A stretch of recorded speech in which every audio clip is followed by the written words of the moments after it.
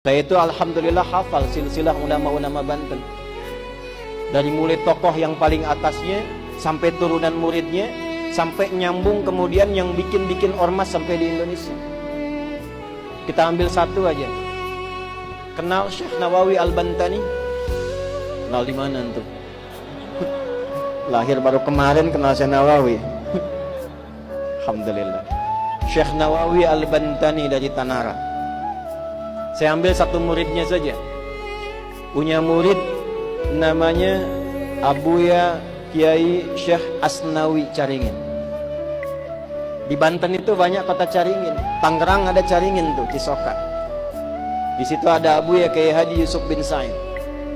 Di antara muridnya itu ada Abuya Uci Turtusi, Allah yarham alaih, dari Cilonggok. Ya, itu di antara gurunya itu Abuya Yusuf bin Said selain ayahnya, Abuya Ramli, Dimyati Ramli. Itu Kiai Asnawi di Caringin yang di Labuan. Berangkat kemudian ke Mekah, belajar dari Syekh Nawawi Al-Bantani gurunya. Itu juga bertemu dengan teman akrabnya dua. Yang dua ini kelak mendirikan dua ormas besar di Indonesia. Satu Syekh Muhammad Darwis, yang kemudian diganti namanya oleh gurunya menjadi Syekh Ahmad Dahlan. Pulang kemudian ke Nusantara mendirikan Jam'iyah Muhammadiyah 18 November 1912. Satu lagi Hadratus Syekh Kiai Haji Muhammad Hashim bin Asy'ari, yang kemudian pulang ke Nusantara mendirikan Jam'iyah Nahdlatul Ulama 31 Januari 1926. Pulang. Dan ternyata ketika dilihat semua keakraban ini nyambung di nasab. Nyambung. Ada nasab guru, ada nasab asli ke atas. Dua-duanya nyambung. Kiai Haji Ahmad Dahlan bin Kiai Haji Abu Bakar bin Kiai Ilyas bin Kiai Sulaiman bin Demang Jurang Juru Kapindo bin Demang Jurang Juru Sapisan bin Kiai Grebek. Grebek 1, Grebek 2. Nah di Grebek 2 itu salah satunya kakek buyutnya Pak Erlangga, Pak. Naik ke atas, nyambung ke siapa? Ahmad Jumadil Kubra. Syekh Ahmad Jumadil Kubra itu sekarang masjidnya dan dorikhnya, peninggalannya itu ada di wilayah Semarang, mau arah ke arah Demak. Jadi kalau ada belok ke kiri itu sebelah kiri sebelum perempatan itu ada masjid warna hijau, kubahnya emas. Itu dorikhnya Syekh Ahmad Jumadil Kubra. Sebelum Universitas Sultan Agung itu ada tuh.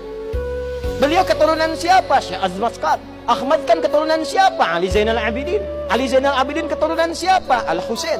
Al-Husain siapa? Adiknya Al-Hasan.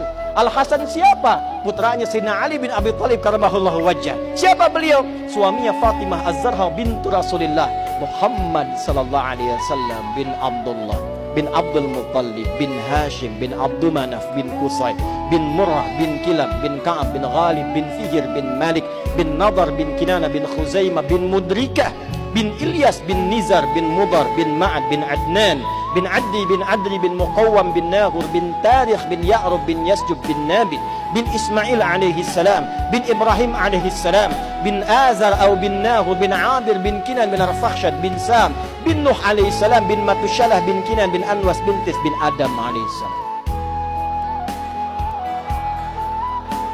Sallu ala Nabi. Ulangi Pak Ketua DPRD. Kiai Hashim juga begitu. Cuma ketemunya nanti di Jokor Tingkir. Pangeran Benawa, keturunan 23 dari Nabi SAW. Kiai Haji Muhammad Hashim bin Asy'ari bin Abdul Wahid bin Abdul Halim. Abdul Halim dikenal dengan Pangeran Benawa. Nama bekennya dikenal dengan Joko Tingkir bin Abdul Aziz bin Abdul Rahman. Siapa itu beliau? Walid Raden Ainul Yakin. Siapa beliau? Anak dari Sunan Giri. Nyambungnya lagi ke atas seperti nasabnya Kiai Haji Ahmad Dahlan. Dua-duanya bersaudara. Dua-duanya bikin ormas.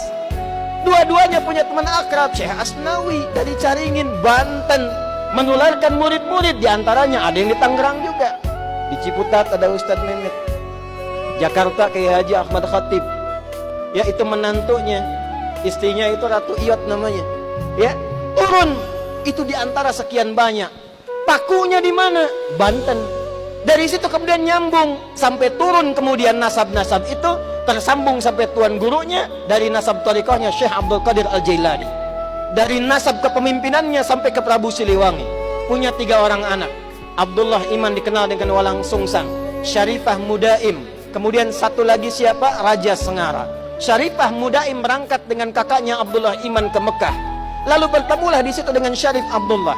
Syarifah Mudaim menikah dengan Syarif Abdullah, melahirkan Syarif Hidayatullah. Pulang kemudian ke daerahnya, bertemu dengan kakeknya Prabu Siliwangi, diberi daerah di Gunung Jati, dikenal dengan Sunan Gunung Jati. Punya anak-anak, anak pertama laki-laki Muhammad. Anak perempuannya dinikahkan dengan Panglima Pasai, dikenal dengan Fathullah atau Faletehan. Menikah kemudian, lalu bertugas di wilayah kemudian dikenal dengan Batavia, membebaskan Batavia dari kungkungan penjajah pada saat itu di bulan Juni 1527. Makanya sampai sekarang milad Jakarta itu di Juni. Maka kemudian dirubah namanya, diambil dari surat Al-Fatah. Ya, surah ke-48 ayat pertama. Inna fatahna laka fatham mubina. Fatham mubina itu bahasa lokalnya disebut dengan Jayakarta, disingkat menjadi Jakarta. Dari keturunannya turunlah kemudian Maulana Hasanuddin. Maulana Hasanuddin kemana? Di Banten.